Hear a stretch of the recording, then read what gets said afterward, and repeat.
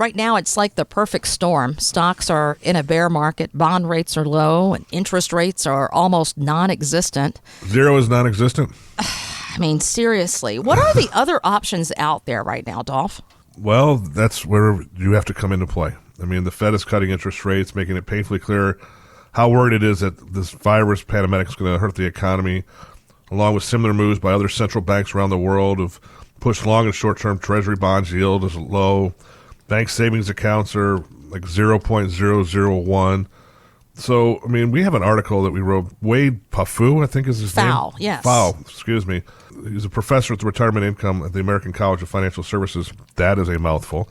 It's time to get creative. If you're reporting retirement age, believe it or not, annuities from insurers could provide that stable income and protection going forward. Mm-hmm. And that is the one thing that's consistency about fixed and fixed index annuities, Kristen, is stable, being stable, and getting the guarantee of the income for life, getting the diversification, getting the upside potential in the market without the downside risk, the getting knowing versus guessing. There's so many more positives to that. And Jeff, when you're talking to your people out there, and the first words they hear that word annuity, what's their first instinctual response? I thought annuities are bad. Aren't annuities bad? So there's always a negative perception about annuities.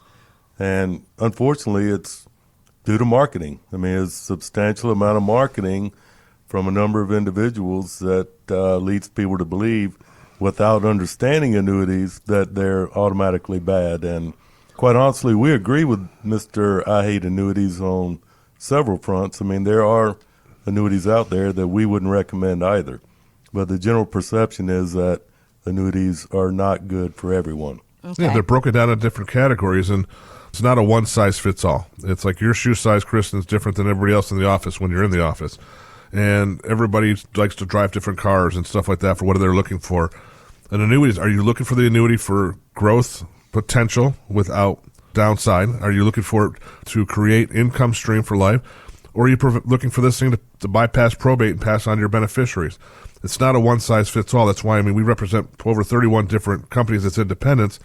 And annuities right now in this interest rate are actually a great thing to consider, because if the market does come back, and I'm going to give you a scenario, Kristen. Let's say the market comes back pretty heavily in the next couple of years, and you capture some of that, about 60, 70% of that upside.